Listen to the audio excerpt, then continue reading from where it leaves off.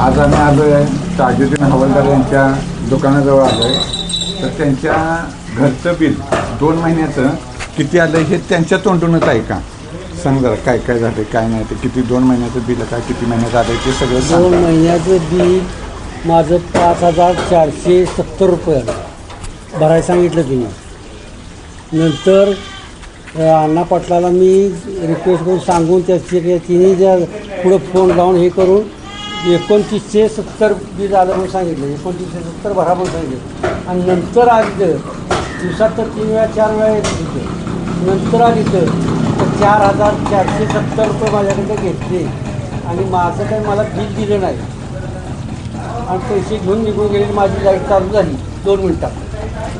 मी तुला किती भरायला सांगितलेलं? 2960. 2960. तू तुझ्याकडून एक्स्ट्रा किती घेतलं? एक्स्ट्रा किती घेतलं बघा की आता 4,470 रुपये घेतले.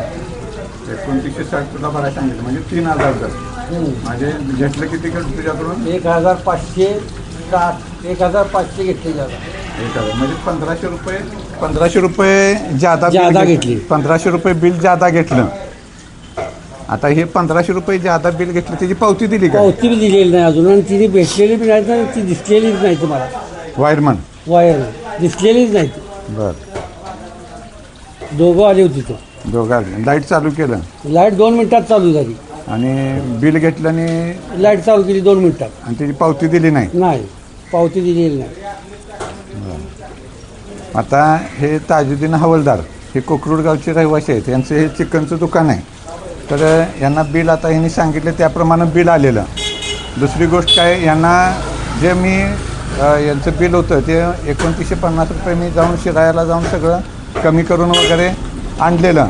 पण इथं आल्यानंतर वायरमनाने त्यांच्याकडून 1,500 रुपये एक्स्ट्रा बिल घेतलेलं आहे. 4,470. हां 4,470 म्हणजे 2950 मी तिकडून कमी करून आणलेलं रिडिंगप्रमाणे. रिडिंग जे होतं त्या रिडिंगप्रमाणे रिडिंग ते साहेबाला सगळे तिथं शिरायाला जाऊन चेक करायला लावलं. त्या रिडिंगप्रमाणे 2950 रुपये बिल यांना भरायला लागत होतं. तर 4,000 किती घेतले? 4,470. 4,470 यांच्याकडून बिल घेतलेलं आहे आणि त्याची पावतीसुद्धा दिलेली नाही. तर ह्याने आता काय चालू केलं आहे, हे 1,500 रुपये एक्स्ट्रा कसले घेतले म्हणजे प्रत्येकाला हे लुटायचा प्रयत्न चालू आहे. आणि प्रयत्न म्हणण्यापेक्षा लुटालूट ही चालूच आहे. 1,500 रुपये आज हा व्यवसाय करतो आहे, ह्याचा चिकनचा व्यवसाय आहे. तर याच्याकडून 1,500 रुपये एक्स्ट्रा घेतलं. त्या 2 महिन्याच्या बिलात 1,500 रुपये एक्स्ट्रा. मग आता ह्याला बिन विचारता हा घरात कोण नसताना ह्याचं मीटर बदलून गेलेले आहेत. तर आता ह्यानं काय करायचं म्हणजे जगायचं कसं? हे 1,500 रुपये जर प्रत्येक महिन्याला ह्याचं एक्स्ट्रा बिल यायला लागलं तर ह्यानं जगायचं कसं? मग 1,500 रुपये ही अदानीची भर करायला लागल्यात. हे महाराष्ट्र सरकारनं पण याच्याकडे लक्ष द्यावं. आणि मेन म्हणजे जनतेनं ह्याच्यात शहाणं व्हावं काय की आपलं रिडिंग किती जळलं आहे आणि माझं बिल किती आलं आहे. तर प्रत्येकाकडून ती 1,000 1,500 2,000 एक्स्ट्रा काढत आहेत ती. तर हे जनतेनं पैसे एक्स्ट्रा न भरता जे माझं रिडिंग आहे त्या रिडिंगप्रमाणे मी पैसे भरणार आहे. मी एक्स्ट्रा पैसे कसलं भरू हे त्यांना विचारा तुम्ही. आणि त्याशिवाय पैसे भरणे नाही. आता ह्याला मी 2950 सांगूनसुद्धा ह्यानं 1,500 रुपये एक्स्ट्रा भरले. मग 1,500 रुपये एक्स्ट्रा हे कसलं आता मी सोमवारी शिरायाला जाऊन ती चौकशी करणार आहे.